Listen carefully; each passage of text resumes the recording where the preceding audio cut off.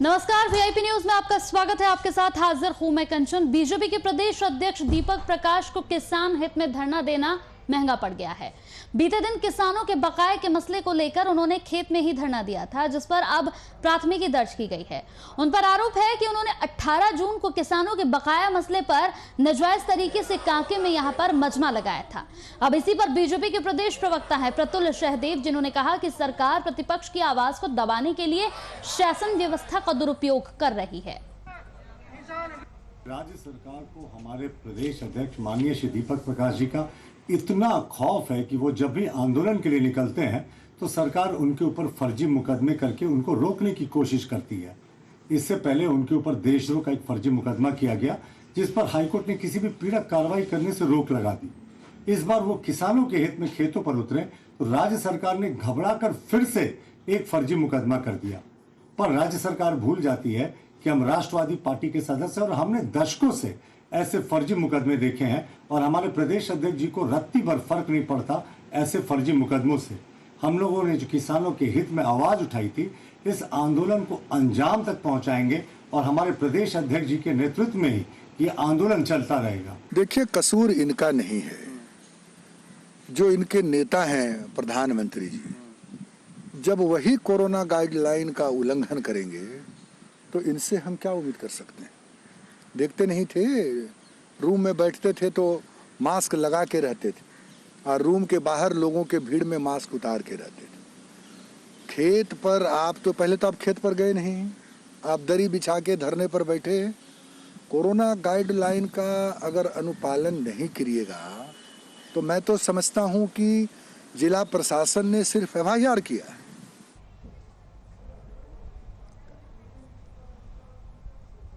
इस पूरी खबर पर ज्यादा जानकारी के साथ हमारे बिहार झारखंड के संपादक कुंदन कृतज्ञ जी फोन लाइन पर हमारे साथ जुड़ गए हैं।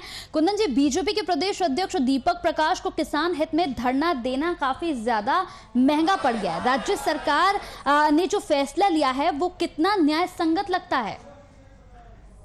देखिए, न्याय संगत कितना है यह तो अब राज्य देश का कानून तय करेगा। और जिस तरीके से मुकदमा दर्ज कराया गया है भाजपा के प्रदेश अध्यक्ष दीपक प्रकाश, कांके विधायक समरी लाल और साथ में 80 कार्यकर्ताओं के ऊपर जिस तरीके से मुकदमा दर्ज कराया गया है कोरोना संक्रमण और कोरोना महामारी के तमाम धाराओं को लगाते हुए, राज्य चूंकि कंचन लॉकडाउन की परिस्थिति से गुजर रहा है और इस लॉकडाउन के दौरान 5 या उससे अधिक लोगों को एक साथ इकट्ठा होने पर पाबंदी लगाई गई है और तमाम तरह की पाबंदियां हैं, जहां पर दुकानें 4 बजे तक ही खुली रह सकती हैं।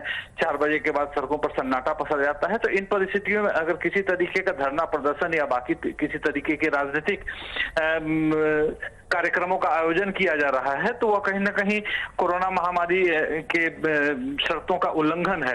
और इसी को देखते हुए शुक्रवार को जब भारतीय जनता पार्टी के कार्यकर्ताओं ने 1163 जगहों पर किसानों के समर्थन में इस तरीके का आयोजन किया था, उसको लेकर राज्य सरकार ने यह कदम उठाया है। और यह कदम कितना न्याय संगत है यह कानून की धाराओं के बाद और कानून विशेषज्ञों की राय के बाद ही पता चलेगा। लेकिन राजनीति में, झारखंड की राजनीति में पक्ष और विपक्ष के बीच में एक नई लड़ाई जरूर शुरू हो गई है। कंचन। बिल्कुल कुंदन जी, बीजेपी प्रवक्ता प्रतुल सहदेव इस पूरी खबर पर हमारे साथ जुड़ गए हैं। प्रतुल जी, बहुत बहुत स्वागत है वीआईपी न्यूज पर। नमस्कार कंचन जी। प्रतुल जी, जिस तरीके से राज्य सरकार ने फैसला लिया है, बीजेपी के प्रदेश अध्यक्ष दीपक प्रकाश ने किसान हित में यहां पर धरना प्रदर्शन दिया, ऐसे में राज्य सरकार की तरफ से जो फैसला लिया गया है कितना न्याय संगत लगता है ये फैसला?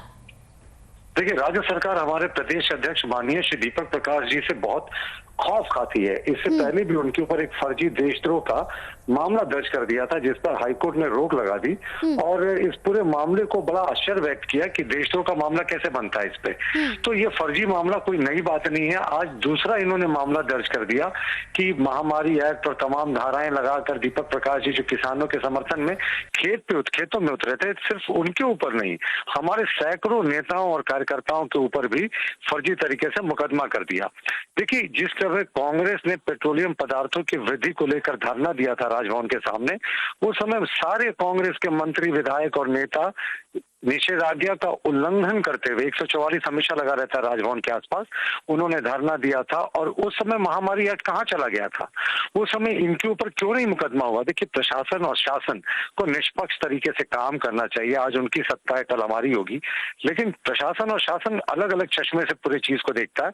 हम इसे बेहद निंदनीय मानते हैं और हम इसे मानते हैं कि एक साजिश है कि विपक्ष को इस तरीके के फर्जी मामलों में फंसाकर हमारी आवाज को वो बंद करना चाहते हैं। लेकिन वो कंफ्यूजन में है। हम लोगों ने लंबे समय से संघर्ष की बुनियाद पर अपनी आंदोलन को जारी रखा है और आगे भी और सशक्त तरीके से जारी रखेंगे। जी बिल्कुल। ऐसे में प्रतुल सहदेव जी, अगर देखा जाए तो लगातार अगर बात करें तो जेएमएम कांग्रेस दोनों की तरफ से ही कहा जा रहा है कि लगातार कोरोना गाइडलाइन का उल्लंघन बीजेपी की तरफ से हुआ है। पहला मामला नहीं है, इससे पहले भी कई बार बीजेपी ने यहां पर कोरोना गाइडलाइन का उल्लंघन किया है। ऐसे में जनता के साथ वो खिलवाड़ कर रहे हैं, क्योंकि कोरोना महामारी के दौर में इतने समूह के साथ प्रदर्शन करना राज्य की जनता को कोरोना संक्रमण में डालने जैसा है। देखिए, बिल्कुल कोरोना संक्रमण के गाइडलाइन का अगर हम लोगों ने कहीं उल्लंघन किया तो उन्हें स्पष्ट करना चाहिए। लेकिन उनके दर्जनों मामले हैं। मंत्री हफीजुल साहब थे, वो सार्वजनिक रूप से एक टूर्नामेंट में पूरे प्राइजेस को बांट रहे थे, सैकड़ों लोगों के बीच में घिरे हुए। उसके अतिरिक्त सत्यानंद भोक्ता जी की तस्वीरें आई थी चतरा में, वो बाजाबता वो सारे पगड़ी लगाकर सारे लोगों के साथ, सैकड़ों लोगों के साथ सम्मिलित थे। हमारे प्रदेश अध्यक्ष जी सारे गाइडलाइन सोशल डिस्टेंसिंग का पालन करते हुए धरना दे रहे थे। लेकिन उस समय कुछ किसान उनके आने की सूचना प्राप्त करके वहां पर आ गए। तो प्रशासन को इस नजरिए से पूरे मामले को देखना था। हमारा सिर्फ एक प्रश्न है, जब कांग्रेस ने राजभवन के सामने कोरोना गाइडलाइन की धज्जियां उड़ाते हुए धरना प्रदर्शन किया था, न मास्क लगाया था, न सोशल डिस्टेंसिंग का ख्याल रखा था, जिसमें कांग्रेस के मंत्री भी शरीक हुए थे, उस समय प्रशासन ने केस क्यों नहीं किया? क्या ये सिर्फ प्रतिपक्ष की आवाज को दबाने की साजिश है? चलिए, बहुत बहुत शुक्रिया प्रतुल जी हमारे साथ फोन लाइन पर जुड़ने के लिए। कुंदन जी, आपका भी बहुत बहुत शुक्रिया हमारे साथ जुड़ने के लिए। तो बीजेपी के प्रदेश अध्यक्ष दीपक प्रकाश को किसान हित में धरना देना कहीं ना कहीं महंगा पड़ गया है।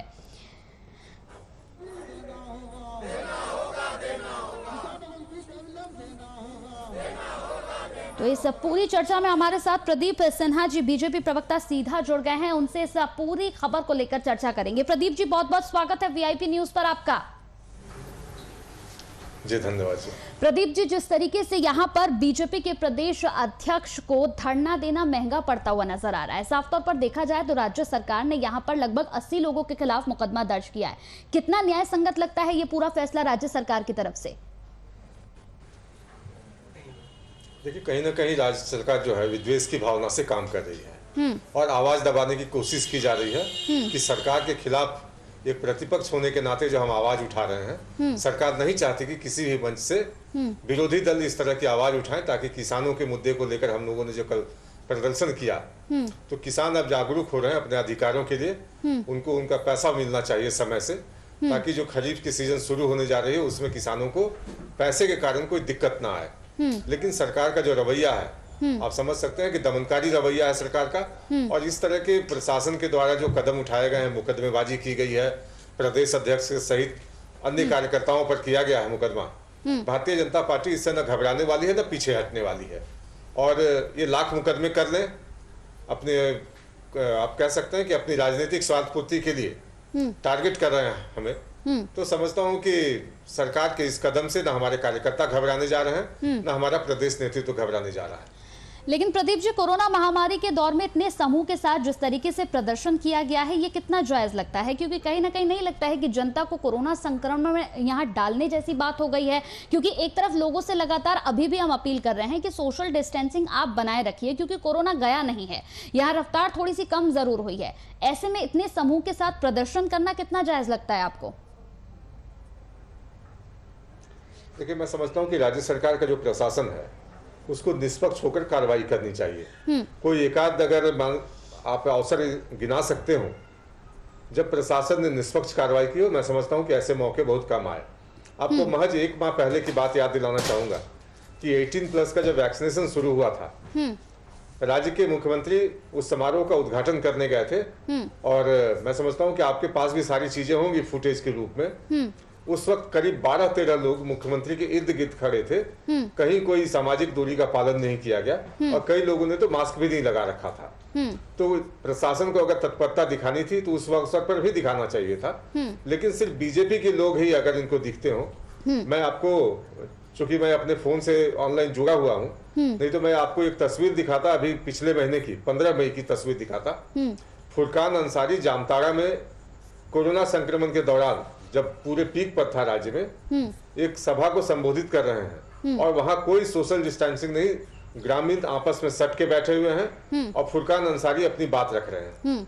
तो कहीं ना कहीं सरकार की जो अनदेखी की जा रही है उन लोगों के साथ, कि जो लोग सत्ता पक्ष से जुड़े हुए हैं उनके लिए हर नियम कायदा कानून माफ है, लेकिन अगर भारतीय जनता पार्टी का कोई कार्यकर्ता सरकार के खिलाफ आवाज उठाए तो उसके खिलाफ कार्रवाई करना अवश्यंभावी हो जाता है। हाँ, एक बात जरूर कहना चाहूंगा, जो आपने प्रश्न किया कि सोशल डिस्टेंसिंग का भी पालन होना चाहिए।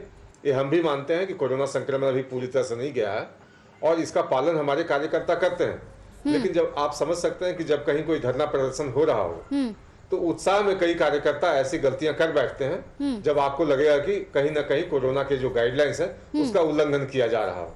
लेकिन सरकार को दोनों पक्ष को देखना होगा। उल्लंघन कोई भी करे, हम पर अगर कार्रवाई की गई है तो हम उसका स्वागत भी करते हैं। प्रदीप जी, आपके पास लौटूंगी। कांग्रेस प्रदेश प्रवक्ता राकेश सिन्हा हमारे साथ फोन लाइन पर जुड़ गए हैं इस पूरी खबर पर। राकेश जी, जिस तरीके से बीजेपी के प्रदेश अध्यक्ष की तरफ से यहाँ पर किसानों को लेकर उनके हित में धरना प्रदर्शन किया गया, ऐसे में राज्य सरकार की तरफ से लगभग 80 लोगों पर मुकदमा दर्ज किया गया है। बीजेपी का साफ तौर पर यहाँ पर कहना है कि शासन व्यवस्था का दुरुपयोग कर रहे हैं, क्या कहेंगे इस पर?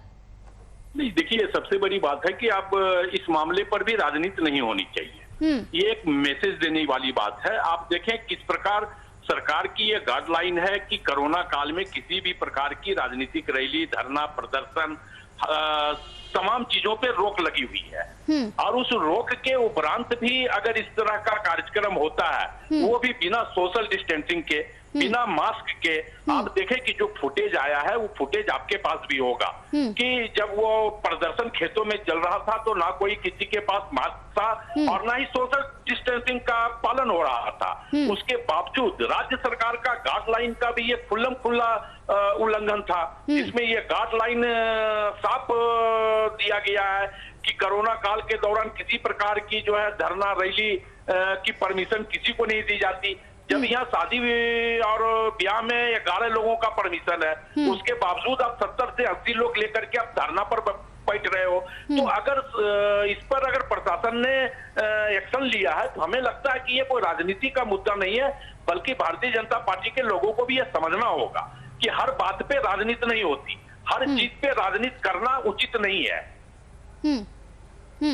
प्रदीप जी, क्या जवाब देंगे इसका? हमारे साथ बीजेपी प्रवक्ता प्रदीप सिन्हा जी भी जुड़े हुए हैं। प्रदीप जी, क्या जवाब देंगे? जी, मैं राकेश जी को इतना ही कहना चाहूंगा कि कांग्रेस पार्टी कम से कम आदर्श की बात ना करे। अभी बीते 19 मई की बात है, इनके प्रदेश कार्यालय में रांची में राजीव गांधी जी के जयंती के अवसर पर एक कार्यक्रम हो रहा था। उसके फुटेज निकाल कर देख लीजिए, सारे अखबारों में फोटो छपा, कहीं कोई सोशल डिस्टेंसिंग नहीं। प्रदेश के जो इनके अध्यक्ष हैं रामेश्वर उरांव उस कार्यक्रम में थे, उसके अलावे सारे कांग्रेस के विधायक और पदाधिकारी। तो आप समझ सकते हैं कि इसमें भी कोई पालन नहीं किया गया। लेकिन सरकारी दल होने के चलते इन पर गाइडलाइन उल्लंघन का कोई केस नहीं बनता है। लेकिन भारतीय जनता पार्टी अगर वही काम करे तो भारतीय जनता पार्टी के कार्यकर्ता और हमारे प्रदेश अध्यक्ष पर जो कार्रवाई की जाती है, मैंने बार बार कहा कि इनकी कार्रवाई से हम डरने नहीं जा रहे हैं। साथ साथ अनुरोध भी करते हैं लोगों से आज भी कि कोरोना के गाइडलाइन का पालन किया जाना चाहिए। लेकिन सरकार की जो विद्वेषपूर्ण नीति है उसके खिलाफ हम अपनी आवाज उठा रहे हैं, कहीं कोई राजनीति नहीं कर रहे। राकेश जी, क्या कहेंगे इस पर? नहीं, देखिए, अब मुझे ये लगता है कि राजनीति तो हो ही रही है कि आप एक तरफ देखें कि अगर भारतीय जनता पार्टी के ऊपर किसी भी प्रकार के मामले को लेकर के अगर आप कोई कमेंट कर दो तो इनके लोग कहेंगे कि या तो पुलिस प्रशासन बाहर चले जाओ, पुलिस प्रशासन दबाव में काम कर रही है और ये खुल्लम खुल्ला जो है गाइडलाइन का, स्वतंत्रता का ये खुल्लम खुल्ला उल्लंघन करेंगे। जहां तक कांग्रेस पार्टी का इन्होंने बात किया है तो आप दिखा दीजिए वो फुटेज, आपके पास फुटेज होगा, आप उनको भी दिखा दीजिए फुटेज की कहां सोशल डिस्टेंसिंग का पालन नहीं हुआ है। हम लोग तो कोई भी कार्यक्रम अभी के परिस्थिति में कांग्रेस पार्टी ने कोई भी कार्यक्रम सड़कों पे उतर करके करने का काम नहीं किया है। सड़कों पे उतर के काम करने का, कोई भी आंदोलन करने का काम नहीं किया है। तो सरकार का राकेश जी, गाइडलाइन जो आपने है मेरी पूरी कोरोना बात काल में नहीं वो सुनी। तो मान्य होगा ना। आपके ये प्रदेश आरोप और मुख्यालय में प्रत्यारोप की बात नहीं है, ये आरोप और प्रत्यारोप की बात नहीं है। अगर प्रदीप जी। आपने किया है तो आप कहो कि हाँ हमसे गलती हुई है, तो इस पे आप राजनीति, इस पर भी लगता है राकेश जी- यही, इसलिए मैं बार बार कहता हूं कि अफसर को आप आपदा को अफसर में मत बदलो। आप अगर 5 आदमी अगर एक जगह खड़ा है, 5 जनता अगर एक जगह खड़ा है तो उसके लिए कानून है, लेकिन आप क्योंकि राजनीतिक दल हो तो आप 80 लोगों के साथ आप कहीं पर बैठ रहे हो तो आपके ऊपर कोई कानून नहीं लगेगा। अगर आपके ऊपर कोई कानून नहीं लगता तो फिर 5 लोग अगर चौराहे पे खड़ा हैं तो फिर उनके ऊपर कानून का वो डंडा क्यों चलेगा? फिर उनके ऊपर भी कानून का डंडा नहीं चलना चाहिए। प्रदीप जी। हेलो जी, मैं ये कहना चाह रहा हूँ और राकेश जी से सिर्फ 2 प्रश्न का जवाब चाहता हूँ। लगता है उन्होंने मेरे पूरे वक्तव्य को ध्यानपूर्वक सुना नहीं। 19 मई को, तारीख बता रहा हूं इनको, 19 मई को राजीव गांधी की जयंती के दिन कांग्रेस पार्टी के मुख्यालय में कार्यक्रम हो रहा था, श्रद्धांजलि सभा का। उस कार्यक्रम में जिस तरह से प्रदेश के वरिष्ठ नेतागण उपस्थित थे और कहीं ना कहीं कोरोना गाइडलाइंस का उल्लंघन किया गया, मैं उस पर उनका जवाब चाहता हूं। और दूसरा सवाल मेरा उनसे यह है कि मुख्यमंत्री जब 18+ के वैक्सीनेशन की शुरुआत कर रहे थे तो उस दौरान जो लोग वहां पर करीब 12-15 लोग जुटे हुए थे मुख्यमंत्री के साथ, तो प्रशासन अगर निष्पक्ष होता तो कार्रवाई उनके खिलाफ भी की जानी चाहिए थी। लेकिन अगर आप सेलेक्टिव होंगे तो आपके सेलेक्टिविज्म पर हम सवाल जरूर खड़ा करेंगे। और कहीं ना कहीं आपने वही काम किया है जिससे राजनीतिक विद्वेष की बू आती है कि आप अपने राजनीतिक विरोधियों को, आप अपने राजनीतिक जो कार्यकर्ता आपके खिलाफ आवाज उठा रहे हैं उनकी आवाज को आप दबाना चाहते हैं।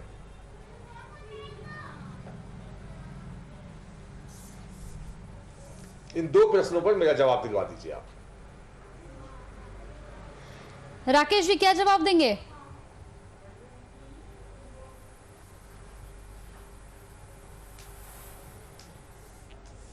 तो राकेश जी का तो फोन कट गया है। प्रदीप जी, एक सवाल मेरा आपसे है, जिस तरीके से किसानों के समर्थन में अगर आज बीजेपी खड़ी है, यहाँ पर मैं राकेश जी से भी ये सवाल जरूर पूछती लेकिन फोन यहाँ पर कट गया है, कि अगर यहाँ पर बीजेपी किसानों के साथ खड़ी है तो उनके खिलाफ राज्य सरकार की तरफ से यहाँ पर ये फैसला लिया गया है, मुकदमा किया गया है 80 लोगों पर, न सिर्फ यहाँ पर बीजेपी पर बल्कि भाकपा माले पर भी यहाँ पर लगभग 70 लोगों के ऊपर यहाँ मुकदमा दर्ज किया गया है प्रदर्शन करने को लेकर।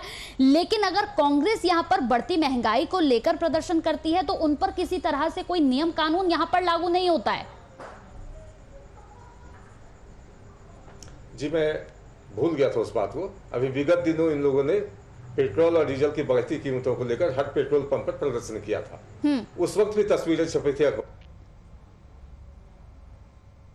लेकिन सरकार ने इस सारी प्रक्रिया की अनदेखी की, क्योंकि ये सत्ताधारी पार्टी से जुड़े लोग हैं, इसलिए इनके खिलाफ कोई कार्रवाई नहीं की गई।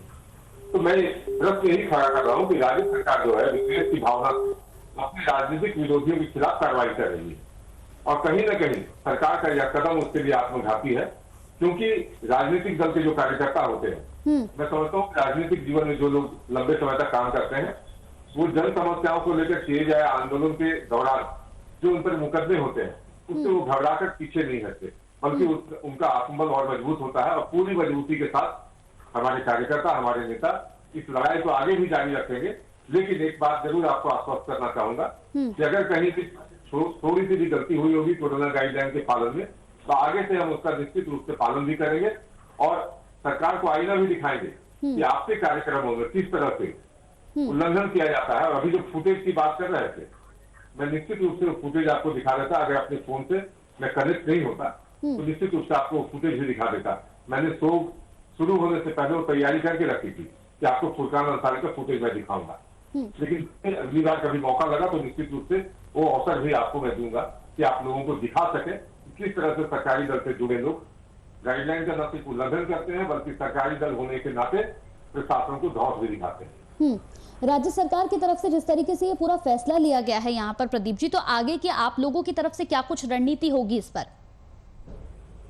देखिए, रणनीति साफ है हमारी कि किसानों को उनके हक का पैसा मिलना चाहिए और राज्य सरकार जो हीला हवाली कर रही है कि एफसीआई का पैसा 150 करोड़ रुपए लगभग बाकी है, अगर वो एफसीआई दे दे तो भुगतान हो जाएगा। राज्य सरकार को बताना चाहिए क्या सिर्फ 150 करोड़ रुपए ही बाकी है किसानों के? मेरी जो जानकारी है लगभग 500 करोड़ रुपए किसानों को दिया जाना है। तो राज्य सरकार कहीं ना कहीं अपनी जिम्मेदारी दूसरे कंधे पर डालना चाहती है, इसलिए राज्य सरकार अपनी जिम्मेदारी समझे और यहाँ के किसानों को कोई तकलीफ ना हो, क्योंकि सीजन शुरू हो चुका है खेती का। तो किसानों को कई उपकरण खरीदने होते हैं, कई बीज खरीदने होते हैं, खाद खरीदने होते हैं, तो सरकार उनके समस्याओं को भी ध्यान में रखे और उनको परेशानी न हो, इस ओर हम सरकार का ध्यान आकृष्ट करें। प्रदीप जी, यहाँ पर खेती के सीजन को शुरू होने के साथ साथ अगर देखें तो मानसून भी शुरू हो गया है। ऐसे में राज्य सरकार की तरफ से लगातार ये कहा जा रहा है कि किसानों के हित में तमाम फैसले किए जा रहे हैं, किसानों के हित में यहाँ पर काम किया जा रहा है, लेकिन क्या लगता है किसानों के हित में यहाँ पर काम हो रहे हैं? देखिए, हम इस बात पर प्रश्न खड़ा नहीं करेंगे, इसलिए कि सीजन शुरू हुआ है। जब एक बार सीजन ठीक पर होगा तो किसानों को अगर बीज आसानी से उपलब्ध हो जाए, खाद बिना कालाबाजारी को उनको मिल जाता है, तो मैं समझता हूँ कि सरकार की प्लानिंग पूरी होगी। लेकिन पिछले साल हम लोगों ने देखा कि राजधानी के अंदर जिस तरह से खाद की कालाबाजारी हो रही थी और बीज की कमी थी, तो सरकार के बार बार आग्रह के बावजूद भी कालाबाजारियों का हौसला इतना बुलंद था कि उन लोगों ने महंगे दामों पर किसानों को बीज बेचा। इसलिए हम पिछली बार उन पर प्रश्न खड़ा कर रहे थे। लेकिन अगर इस बार सरकार ने पिछली गलतियों से सीख ले ली हो और फुल प्रूफ इंतजाम किया हो, तो हमें इससे कोई आपत्ति भी नहीं होगी, क्योंकि किसान हमारा मुद्दा है कि किसानों को जो सुविधाएं मिलनी चाहिए समय पर मिले, उचित कीमत पर मिले और कहीं इस पर कोई कालाबाजारी हावी न हो। राकेश सिन्हा जी हमारे साथ एक बार फिर से इस पूरी चर्चा में जुड़ गए हैं। राकेश जी, जिस तरीके से यहाँ पर प्रदीप जी ने आपसे 2 सवाल पूछे थे, उनके जवाब यहाँ पर वो लगातार आपसे मांग रहे हैं। उनका कहना है कि अगर यहाँ पर बीजेपी की तरफ से धरना प्रदर्शन किया जाता है तो उन पर यहाँ मुकदमा दर्ज हो जाता है, लेकिन लगातार यहाँ पर आप लोगों की तरफ से जब धरने प्रदर्शन होते हैं या आप लोगों की तरफ से बढ़ती महंगाई को लेकर प्रदर्शन होता है तो इस पर कोई नियम कानून यहाँ पर लागू नहीं होता है। नहीं, देखिए, हम लोगों ने साफ आप देखें कि जब हम लोगों ने पेट्रोल डीजल के दामों पर प्रदर्शन करने का पेट्रोल पंपों में काम किया था, तो आपके पास चिट्ठी भी होगा जो हम लोगों ने पत्र सारे जिलाध्यक्षों को दिया है कि प्रत्येक पेट्रोल पंप में 5 से ज्यादा आदमी की उपस्थिति नहीं होनी चाहिए और उस 5 आदमी में भी सोशल डिस्टेंसिंग और मास्क ये जरूरी है। ये सरकार के गाइडलाइन का पूरा फॉलो करते हुए हम लोगों ने पेट्रोल डीजल की बढ़ोतरी पर हम लोगों ने सभी पेट्रोल पंपों में, राज्य के सभी पेट्रोल पंपों में हम लोगों ने इस प्रकार का आंदोलन करने का काम किया। आपके पास फुटेज भी होगा, आप देखें कि जहां हमारे प्रदेश अध्यक्ष स्वयं जिस जगह पे उपस्थित थे वहां भी उस पेट्रोल पंप में भी 5 से 7 आदमी की उपस्थिति थी। तो स्वाभाविक तौर पे हमारा एक पूरी तरह जो है वो सरकार के गाइडलाइन के हिसाब से हमने धरना प्रदर्शन या प्रदर्शन करने का काम किया है। अब देखिए, आप विपक्ष के ऊपर अगर आप गलत करो तो आपके ऊपर अगर आरोप लगते हैं तो आप उस आरोप को सिद्ध करने के लिए कई प्रकार की भ्रांतियां समाज में फैलाने का काम करोगे, तो हमें लगता है कि ऐसी राजनीति नहीं होनी चाहिए। ये आप इसको स्वीकार कर लो, आप इसको स्वीकार कर लो। एक तरफ देखिए, आप किसानों के नाम पर आप प्रदेश अध्यक्ष हल चला रहे थे। आप देखिए कि किस प्रकार की, मैं वो शब्द नहीं कहना चाहता, लेकिन ये किसानों के भावनाओं के साथ तो पूरी तरह कुठाराघात है। आप जब दिल्ली की सड़कों पे किसान आज भी मर रहे थे तो इन भारतीय जनता पार्टी के लोगों को किसानों की सुध नहीं आई। आप देखिए कि आज भी सिंधु बॉर्डर पर हजारों की संख्या में किसान धरना दिए हुए अपनी मांगों के समर्थन में, लेकिन अपने अहंकार में डूब करके उन देश के अन्नदाताओं को आप दरकिनार कर रहे हो। प्रदीप जी, छोटा सा जवाब इस पर आपका। जी, इन्हें तो किसानों के लेके बहुत दर्द हो रही है। सिंधु बॉर्डर का इन्होंने जिक्र किया, इनसे जरा पूछा जाए कि सिंधु बॉर्डर में जो बंगाल की लड़की के साथ बलात्कार किया गया, क्या कांग्रेस पार्टी ने उसके खिलाफ एक आवाज भी उठाई? और अभी 2 दिन पहले एक मुकेश नाम के व्यक्ति को जलाकर मार दिया गया। तो कहीं ना कहीं किसान आंदोलन के जो अगुआ हैं जिस तरह के कृत्य कर रहे हैं, और 26 जनवरी को जो कुछ हुआ लाल किला पर, कांग्रेस पार्टी ने कभी कंडेम नहीं किया, उल्टे किसानों के पीठ ठोकते रहे कि आपने जो कुछ भी किया, जहां तक अफरा तफरी मचाई, उसको स्वीकार्यता दिलाने के लिए इन्होंने तरह तरह के दलीलें दी। पहले तो बताया गया कि कांग्रेस पार्टी ने वकीलें उपलब्ध कराई गई और उन कार्यकर्ताओं को बेल दिलाने के लिए कांग्रेस पार्टी ने पूरा जोर लगाया, जिसको ये लोग भारतीय जनता पार्टी का कार्यकर्ता बता रहे थे। ये तो कहीं ना कहीं कांग्रेस पार्टी का चेहरा खुलकर सामने आता है। गलत है, नहीं गलत नहीं है। आप बताइए, आप शुरू में बताते रहे, भारतीय जनता पार्टी के लोगों का हाथ था, ये प्रूफ हो गया। भारतीय जनता पार्टी का कार्यकर्ता है। कब तक झूठ बोल करके ये लोग राजनीति करेंगे? दीप सिद्धू, ये लोग झूठ बोल को आपने बीजेपी का कार्यकर्ता बताया ये लोग कब और तक सभी राजनीति के साथ उसका जुड़ाव बताया, घटना ये लोग करवाते लेकिन हैं, जब उसके खिलाफ कार्रवाई की गई तो वकील किसने उपलब्ध करवाया? उस व्यक्ति का भी आइडेंटिफाई हो गया, उस व्यक्ति का भी आइडेंटिफाई हो गया जो व्यक्ति किसानों के आंदोलन में आरएसएस और भारतीय जनता पार्टी के साथ मिलकर के इस तरह की घटना घटित की, उस व्यक्ति का भी आइडेंटिफाई हो गया कि वो व्यक्ति भारतीय जनता पार्टी से जुड़ा हुआ था। अब उसका आरोप भी प्रदीप जी कौन सी जांच एजेंसी ने आपको रिपोर्ट दे दिया? तो लगता है कौन सी जांच एजेंसी ने आपको रिपोर्ट दे दिया? आपको लगता है कि स्पेशली 10 अक्टूबर रोड से कोई रिपोर्ट आपको पहुंचाई गई है? ये तो भविष्य तय कर देगा, ये भविष्य तय कर देगा। अभी तो कोर्ट में सुनवाई चल रही है, लगता है 10 अक्टूबर रोड से आपको कोई स्पेशल रिपोर्ट भेजी गई है कि इसमें बीजेपी के कार्यकर्ता शामिल थे। अगर बीजेपी के कार्यकर्ता शामिल थे तो आप वकील क्यों उपलब्ध करा रहे थे उनको? आप उनकी बेल कराने के लिए क्यों परेशान थे? और गलत कागज तैयार करते नहीं ना, जो टूलकिट मामले में आप लोग किया। अब जब ट्विटर फेसबुक पे आप लोग तो उजागर हो गया ना, उजागर हो गया। जिस तरह के आप लोगों ने फर्जी वातावरण बनाया पूरे देश में, आप लोग समाज को आपकी सारी रणनीति का खुलासा जब कर दिया तो आप लोग मुंह छिपाने के लायक आगे बीजेपी की रणनीति क्या होगी ये अपने आप में देखने वाली बात होगी। प्रदीप जी बहुत बहुत शुक्रिया, समय की कमी हमारे पास। राकेश जी आपका भी बहुत बहुत शुक्रिया हमारे साथ इस पूरी चर्चा में जुड़ने के लिए। तो कोरोना गाइडलाइन के उल्लंघन को लेकर यहाँ पर केस दर्ज हुआ है, न सिर्फ बीजेपी के ऊपर बल्कि भाकपा माले के 70 लोगों के ऊपर यहाँ मुकदमा दर्ज किया गया है। लेकिन ऐसे में सवाल यही उठता है कि अगर यहाँ पर विपक्ष आवाज उठाता है तो उनकी आवाज को दबाने की कोशिश की जाती है, लेकिन लगातार जिस तरीके से कांग्रेस यहां पर बढ़ती महंगाई को लेकर, बढ़ते हुए पेट्रोल डीजल के दामों को लेकर प्रदर्शन कर रही है, उस पर ना कोई नियम यहां पर लागू होता है, ना ही उन पर किसी तरह से कोई मुकदमा होता है। इसी के साथ वीआईपी न्यूज में मेरे साथ इतना ही। नमस्कार।